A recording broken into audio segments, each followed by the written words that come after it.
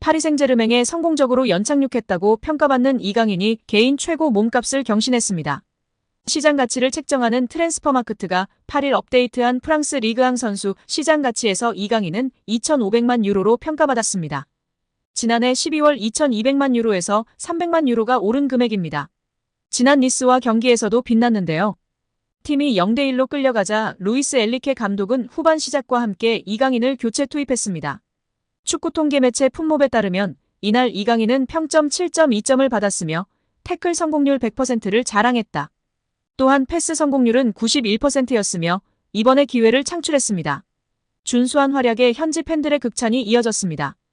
PSG 팬들은 이강인을 선발로 써야 한다. 그는 이번 시즌 초반 최고의 PSG 선수다라는 등 찬사를 쏟아냈습니다. 이강인의 가치는 이날 경기에서만 한정되지 않는데요.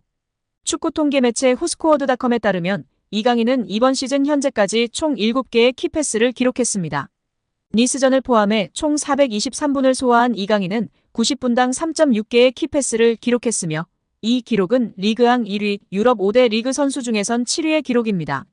이강인의 위에는 부카요 사카, 케빈 데 브라위너 등이 자리했습니다. 놀랍게도 리그앙에서 키패스가 가장 많지만 이번 시즌 이강인은 어시스트가 하나도 없는데요. 이강인의 패스를 받은 동료들이 제대로 마무리하지 못하고 있다는 것으로 해석할 수 있습니다. 현지 보도에 따르면 PSG는 지난달 익명의 PL 클럽으로부터 이강인에 대한 제안을 받았으나 이를 거절했습니다. 영국에서는 중동 자본을 등에 업은 뉴캐슬 유나이티드가 이강인을 노리고 있다는 루머까지 등장했습니다. 그러나 PSG가 이강인을 팔지 않겠다고 선을 그으면서 이강인의 이적설은 루머에 그쳤습니다. 이어 김민재의 전 소속팀인 나폴리도 이강인과 연결됐습니다. PSG가 음바페의 대체자로 빅터 오시멘을 영입하려고 하는데 오시멘의 이적료가 워낙 비싸니 나폴리 측에서 먼저 지불 구조를 이적료와 선수로 바꿀 것을 제안했다는 내용이었습니다. 이 과정에서 나폴리는 PSG가 내놓을 트레이드 카드로 이강인을 지목했는데 PSG가 곧바로 협상을 접었습니다. 젊은 선수들을 중심으로 팀을 개편할 계획을 세운 PSG의 플랜에서 이강인이 어떤 입지를 갖고 있는지 알 수 있는 대목이었습니다. 최근에는 사우디아라비아에서 이강인에게 관심을 보이고 있다는 소식도 전해졌습니다. 심지어 일부 사우디아라비아 클럽들은 이강인을 리그 최고 연봉자로 만들 생각도 갖고 있다는 보도였습니다. 프랑스 매체 풋 메르카토의 산티 아우나는 일부 사우디아라비아 클럽들이 이강인을 영입하기 위해 PSG와 이강인에게 초대형 제안을 건넬 준비를 하고 있다며 상황을 지켜봐야 한다고 했습니다. 현재 사우디아라비아에서 뛰는 선수들 중 가장 높은 연봉을 받는 선수는 세계적인 슈퍼스타 크리스티아노 호날두로 만약 이강인이 이 제안을 수락할 경우 호날두가 받는 2억 유로 약 2,982억 원 수준의 연봉을 받을 수 있을 전망이지만 이제 막 B클럽에서 도전을 시작한 이강인이 사우디아라비아의 제안을 받아들일 것인지는 미지수입니다. 이적설과 별개로 이강인의 활약 자체에도 많은 기대가 쏟아지고 있습니다. 이강인이 유럽클럽 랭킹 4위 파리 생제르맹이라는 현재 소속팀 수준에 만족하지 않을 정도로 한층 성장할 수 있다는 극찬을 받았습니다. 스페인 일간지 디아리오 아스는 1월 31일 프랑스 PSG는 네이마르와 리오넬 메시를 떠나보낸 대신 이강인한테 2,200만 유로 약 318억 원을 투자했다. 그러나 이강인은 여기서 만족하지 않고 한 단계 더 도약하기를 열망한다며 보도했습니다. 스페인 4대 스포츠 신문 중 하나인 디아리오 아스는 당장은 아닐지라도 때가 되면 더 나은 팀에 합류할 만큼 발전할 것이라 짐작하는 관계자가 있다며 소개했는데요. 현재 유럽 축구연맹 클럽 랭킹 1에서 3위는 맨체스터 시티, 바이에른 뮌헨, 레알 마드리드입니다. 디아리오 아스는 이강인이 PSG를 전성기 마지막 팀으로 여기고 계속 남을 가능성에 베팅하는 것은 도박이다. 킬리안 음바페가 2024년 여름 이적 시장을 통해 떠난다면 또 다른 거대한 축구 선수가 필요한 이유라고 분석했습니다. 이강인은 2011년 발렌시아 유소년팀 입단을 시작으로 2021에서 2023년 마요르카까지 10에서 22살을 유럽 축구연맹 리그랭킹 1에서 2위 스페인에서 보냈습니다. 지난 시즌 마요르카에서는 유럽 5대 리그를 통틀어 네 번째로 많은 드리블 성공을 기록했습니다. 이강인은 지난 시즌 스페인 1부 리그에서 돌파 성공 횟수 2위, 드리블 유효 비율 5위였으며 현재 프랑스 리그에서는 경기당 승점 획득 2위, 90분당 도움 기대값 7위인 상황입니다. 이강인이 유럽 리그 랭킹 1위 잉글랜드 무대의 톱클래스 강팀 핵심 선수와 견줄만하다는 분석이 나오며 화제입니다. 프랑스 리그앙 파리 생제르맹은 2023년 8월 마요르카에 2,200만 유로 약 328억 원을 주고 이강인을 데려와 2027년도 시즌까지 연봉 727만 유로 약 108억 원 및 5년 총액 3,635만 유로 541억 원 계약을 맺었습니다. 2,200만 유로는 마요르카 구단 역대 2위 및 한국인 역사상 세 번째로 많은 이적료입니다. 이강인은 PSG 소속으로 2023년도 시즌 리그왕 23경기 3득점 4도움. 출전 평균 64분을 뛰면서 90분당 공격 포인트 0.43으로 활약했습니다. PSG는 유럽클럽 전체 랭킹 6위, 프랑스는 유럽 리그 랭킹 5위인데요.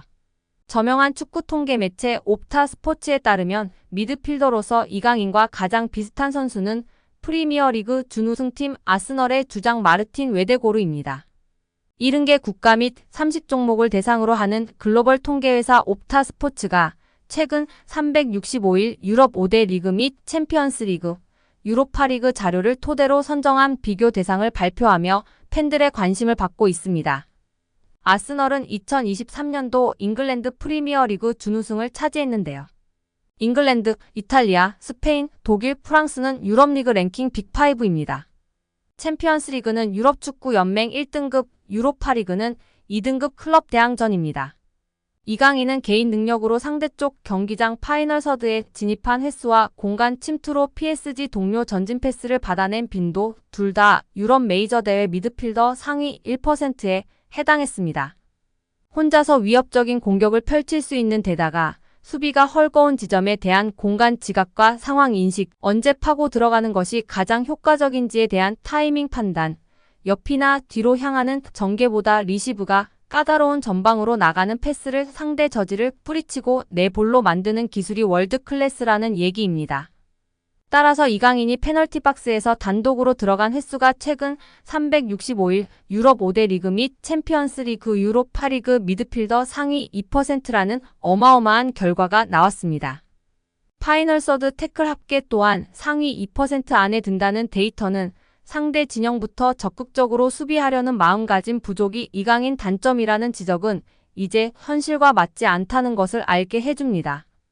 파리 생제르맹은 2023년도 시즌 프랑스 리그왕 우승, 프랑스 슈퍼컵 우승, 프랑스 축구협회 컵대회 우승, 유럽축구연맹 챔피언스리그 4강 등 좋은 성적을 냈습니다.